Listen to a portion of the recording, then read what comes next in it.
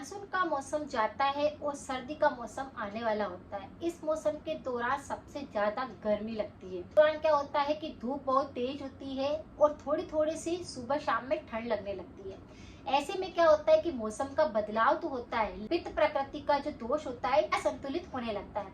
यानी कि पित्त प्रकृति जिन लोगों की पहले से ही होती है वह ज्यादा होने लगती है, और जिन लोगों की पित्त प्रकृति बिल्कुल नॉर्मल होती है वह भी इस मौसम के अंदर बढ़ने लगती है। पित्त प्रकृति को आप शरीर के अंदर कई तरह से पहचान सकते हैं। तो आज के इस वीडियो के अंदर हम यही जानेंगे कि शरीर के अंदर अगर पित्त दोष असंतुलित होता है तो आपको ऐसी कौन कौन सी चीजें दिखाई दे सकती है, ऐसे कौन से रोग होते हैं जिसके कारण आपको परेशानी हो सकती है। तो कुछ ऐसी रेमेडी है जिसको कि आप अगर इस मौसम के अंदर करते हैं तो उसको तो संतुलित कर सकते हैं, साथ में ही आप बहुत सारी बीमारियों को भी ठीक कर सकते हैं। मानव शरीर के अंदर 3 तरह के दोष पाए जाते हैं, वात और पित्त और कफ। तीनों ही दोषों को अगर बढ़ जाता है शरीर के अंदर तो बहुत सारी समस्याएं होने लगती है। लेकिन अगर ये त्रिदोष एकदम से बिल्कुल संतुलित रहते हैं तो हमारे शरीर में बिल्कुल सही ढंग से चलता है, किसी प्रकार की बीमारी नहीं लगती। इस मौसम के अंदर एसिडिटी जैसे कि पित्त की समस्याएं बहुत ज्यादा होती है। पित्त से रिलेटिव बहुत सारे लोग समझते हैं कि सिर्फ एसिडिटी होती है, गले की जलन होती है, लेकिन नहीं, यह हमारे शरीर के अंदर कई तरह से हमको दिखाई दे सकती है।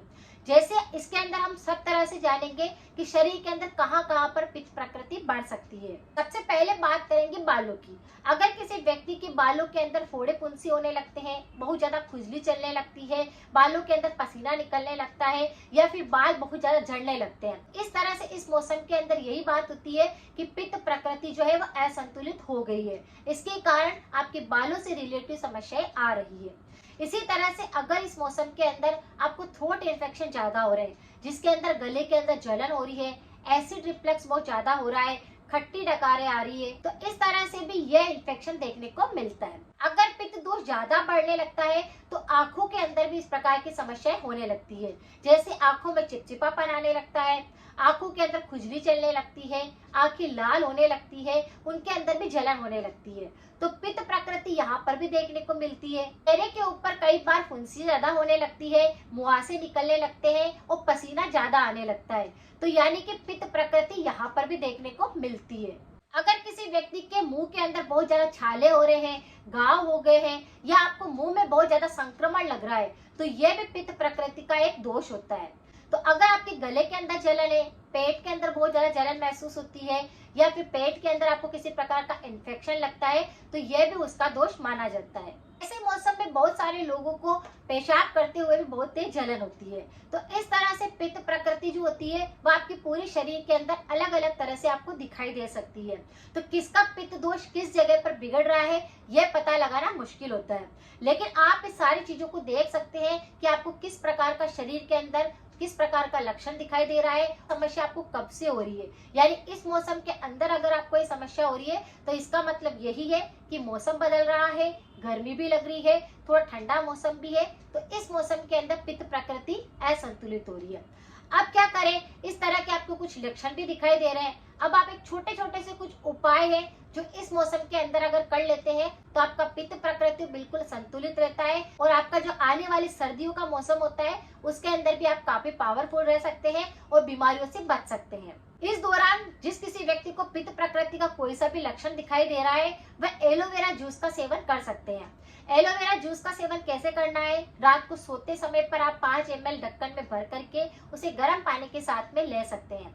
इस एलोवेरा जूस को पीने से आपका इम्यूनिटी स्ट्रांग होएगा, पेट में जलन हो रही होगी वह सही होगी, आपको छाले नहीं होंगे, कि बाल काफी अच्छे रहेंगे, गले की एसिडिटी नहीं होगी यानी थ्रोट इन्फेक्शन नहीं होंगे, और जिन लोगों को पसीने के अंदर बहुत ज्यादा बदबू आती है तो वहां पर भी पित्त प्रकृति असंतुलित होने लगती है।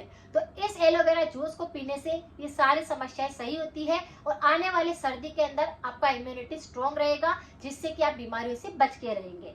इसी तरह से दिन के अंदर एक बार आप जीरा का पानी भी ले सकते हैं। जीरा का पानी क्या करता है, एंटीऑक्सीडेंट से भरा होता है, एंटीसेप्टिक होता है, एंटीबायोटिक होता है, जो कि आपके शरीर में किसी भी प्रकार के बैक्टीरिया पहुंच जाते हैं उनको वो जड़ से साफ करता है और आपके पेट संबंधी किसी भी प्रकार के विकार को खत्म करता है। यानी कि जलन हो रही होती है, कब्ज हो रही होती है, तो वह सारी चीजों को खत्म करता है। अगर आपको बहुत ज्यादा थ्रोट इन्फेक्शन भी होते हैं तो जीरा का पानी उनको भी बिल्कुल सही करता है।